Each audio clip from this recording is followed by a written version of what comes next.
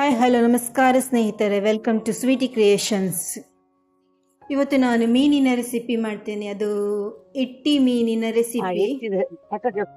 ಇದಕ್ಕೆ ನಾನು ಅರ್ಧ ಕೆಜಿಯಷ್ಟು ಸಿಗಿಡಿಯನ್ನು ತೆಗೆದುಕೊಂಡಿದ್ದೇನೆ, ಪ್ರಾನ್ಸ್.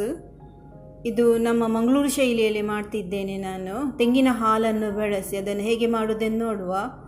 ಒಂದು ಪಾತ್ರೆಗೆ ಒಂದು ಕಪ್ಪಿನಷ್ಟು ನೀರು ತೆಗೆದುಕೊಂಡು ಅದನ್ನು ಬಿಸಿ ಮಾಡಿ ಅದಕ್ಕೆ ಸ್ವಲ್ಪ ಅರಶಿನ ಮತ್ತು ಉಪ್ಪನ್ನು ಸೇರಿಸಿ ಕ್ಲೀನ್ ಮಾಡಿದ ಸಿಗಡಿಯನ್ನು ಅದಕ್ಕೆ ಸೇರಿಸಿ 10 ನಿಮಿಷಗಳ ಕಾಲ ಚೆನ್ನಾಗಿ ಬೇಯಿಸಬೇಕು.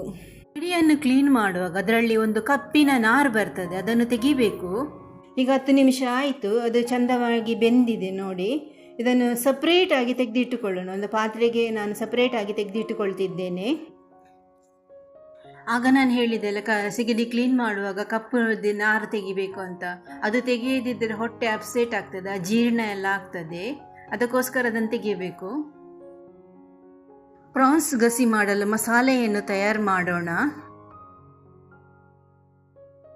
ಒಂದು ಮಿಕ್ಸರ್ ಜಾರ್ ತೆಗೆದುಕೊಂಡು ಅದಕ್ಕೆ ನಾನು ಮೆಣಸು ಹಾಕ್ತಿದ್ದೇನೆ. 4 ಮೆಣಸು, ಉದ್ದ ಮೆಣಸು, ಕಾಶ್ಮೀರಿ ಚಿಲ್ಲಿ ಹಾಕಿದ್ದೇನೆ.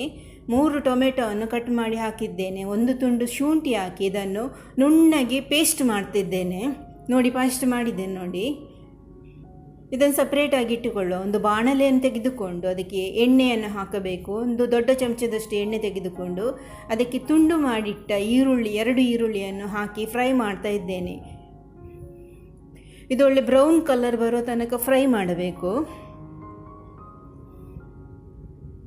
ಆಮೇಲೆ ಸ್ವಲ್ಪ ಇದಕ್ಕೆ ಒಗ್ಗರಣೆ ಎಲೆಯನ್ನು ಕೂಡ ಸೇರಿಸ್ತಾ ಇದ್ದೇನೆ.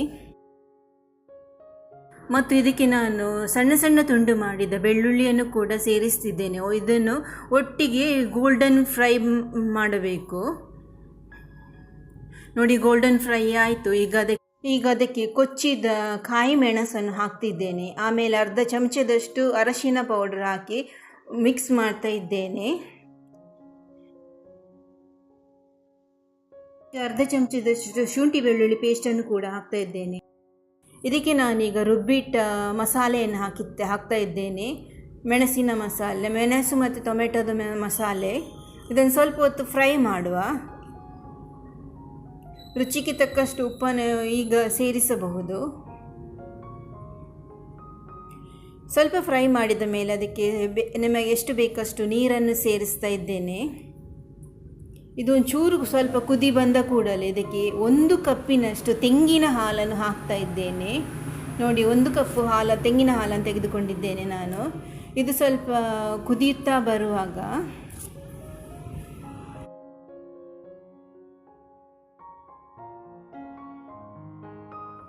ಈಗ ನಾನು ಇದಕ್ಕೆ ಬೇಯಿಸಿಟ್ಟ ಸಿಗಡಿಯನ್ನು ಹಾಕ್ತಾ ಇದ್ದೇನೆ. ಈಗ ಇದನ್ನು ಮುಚ್ಚಳ ಮುಚ್ಚಿ ಒಂದು 10 ನಿಮಿಷಗಳ ಕಾಲ ಕುದಿಯಲು ಬಿಡೋಣ. 10 ನಿಮಿಷ ಆಯಿತು, ಈಗ ತಯಾರಾಗಿದೆ. ಇದಕ್ಕೆ ಸ್ವಲ್ಪ ಕೊತ್ತಂಬರಿ ಸೊಪ್ಪನ್ನು ಕೂಡ ಸೇರಿಸ್ತಾ ಇದ್ದೇನೆ. ತೆಂಗಿನ ಹಾಲಿನ ಸಿಗಡಿ ಮೀನಿನ ಗಸಿ ಒಳ್ಳೆಯ ಘಮ ಪರಿಮಳ ಬರ್ತಾ ಉಂಟು. ಈ ವಿಡಿಯೋ ಇಷ್ಟವಾದಲ್ಲಿ ಲೈಕ್ ಮಾಡಿ, ಸಬ್ಸ್ಕ್ರೈಬ್ ಮಾಡಿ. Thank you so much. ಮತ್ತೆ ಹೊಸ ರೆಸಿಪಿಯೊಂದಿಗೆ ಸಿಗೋಣ. ನಿಮ್ಮ ಸಪೋರ್ಟ್ ಯಾವಾಗಲೂ ಸ್ವೀಟಿ ಕ್ರಿಯೇಷನ್ಸ್ ಜೊತೆ ಇರಲಿ. Thank you.